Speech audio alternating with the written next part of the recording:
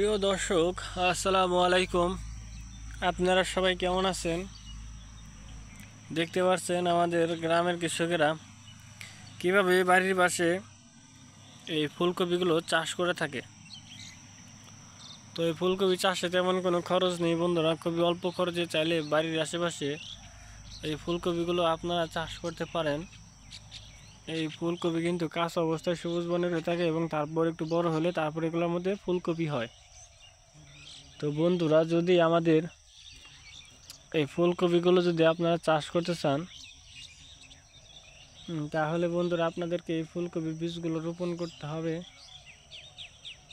তাহলেই আপনারা বাড়ির আশেপাশে এই ফুলকপিগুলো চাষ করতে পারেন বন্ধুরা। এই ফুলকপি চাষে তেমন কোনো খরচ নেই, খুবই অল্প খরচে চাইলে বাড়ির আশেপাশে চাষ করে নিতে পারেন আপনারা। আমরা নিজেরাই এই ফুলকপিগুলো চাষ করে থাকি। দেখতেই পাচ্ছেন বন্ধুরা, এই ফুলকপি গাছগুলো, ফুলকপির মধ্যে রয়েছে প্রচুর পরিমাণে ভিটামিন,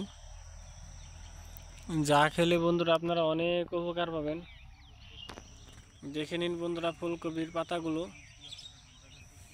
ফুলকপির মধ্যে রয়েছে, ফুলকপির পাতা আপনারা শাক ভেজেও খেতে পারবেন।